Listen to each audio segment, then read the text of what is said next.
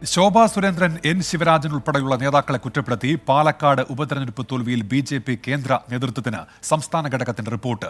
Vote മറിക്കുന്നതിൽ Sandeep വാര്യരുടെ സ്വാധീനമുണ്ടായെന്നും റിപ്പോർട്ടിൽ പരാമർശമുണ്ട്. ബി.ജെ.പിക്കുള്ളിലെ സംഘടനാ പ്രശ്നങ്ങൾ സംബന്ധിച്ച ചോദ്യങ്ങൾക്ക് ഭീഷണിയുടെ സ്വരത്തിലായിരുന്നു മാധ്യമങ്ങളോട് സംസ്ഥാന അധ്യക്ഷൻ കെ സുരേന്ദ്രന്റെ പ്രതികരണം.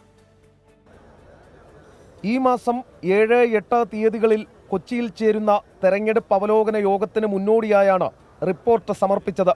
ശോഭാ സുരേന്ദ്രനും പാലക്കാട്ടെ 4 കൗൺസിലർമാർക്കും എതിരെ റിപ്പോർട്ടിൽ കടുത്ത പരാമർശങ്ങളാണുള്ളത്. ശോഭാ സുരേന്ദ്രനും കൗൺസിലർ സ്മിതേഷും സ്ഥാനാർത്ഥിക്കെതിരായി പ്രവർത്തിച്ചതായും നഗരസഭയിൽ പ്രവർത്തനം മന്ദീഭവിപ്പിക്കാൻ ശ്രമം നടന്നുവെന്നും റിപ്പോർട്ടിൽ വ്യക്തമാക്കുന്നു. പുറത്തുനിന്നെത്തിയവർ തങ്ങളുടെ വാർഡിൽ പ്രചാരണം നടത്തുന്നതിനെ ആരോപണ വിധേയരായ കൗൺസിലർമാർ എതിർത്തെന്നും ആക്ഷേപമുണ്ട്. എന്നാൽ റിപ്പോർട്ടിന്മേൽ മാധ്യമങ്ങളോട് ക്ഷോഭിച്ച് കെ സുരേന്ദ്രൻ രംഗത്തെത്തി.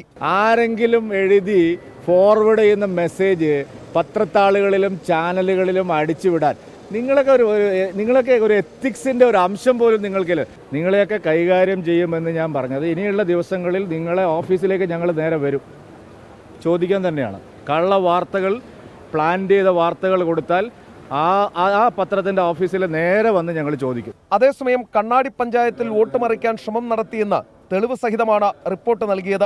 ഒരു പഞ്ചായത്ത് ഭാരവാഹിയുമായുള്ള സംഭാഷണം പുറത്തായതോടെ ജാഗ്രത പാലിക്കാനായെന്നും റിപ്പോർട്ടിൽ പറയുന്നു.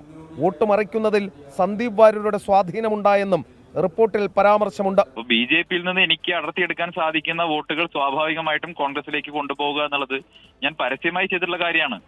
ഞാൻ ബി.ജെ.പിക്കാർ സാധാരണ ചെയ്യുന്നത് പോലെ രഹസ്യമായി പോയി വോട്ട് മറിച്ചയാളല്ല. പരസ്യമായി കോൺഗ്രസ് സ്ഥാനാർത്ഥിക്ക് പിന്തുണ പ്രഖ്യാപിച്ച് കോൺഗ്രസിൽ ചേർന്ന് പ്രവർത്തിച്ചയാളാണ്. പാലക്കാട്ട് സി കൃഷ്ണകുമാർ ലഭിക്കാവുന്ന മികച്ച സ്ഥാനാർത്ഥി തന്നെയെന്നും ഉപതെരഞ്ഞെടുപ്പിൽ സമാഹരിക്കാവുന്ന പരമാവധി വോട്ടുകൾ ലഭിച്ചതായും റിപ്പോർട്ട് കൂട്ടിച്ചേർക്കുന്നു. ചില മുതിർന്ന നേതാക്കളുടെ ഓഡിയോ ക്ലിപ്പ് സഹിതമാണ് റിപ്പോർട്ട് കേന്ദ്ര നേതൃത്വത്തിന് സമർപ്പിച്ചിട്ടുള്ളത്.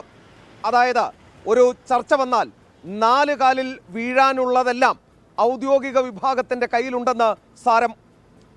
എസ് ശ്രീകാന്ത്, 24, കൊച്ചി.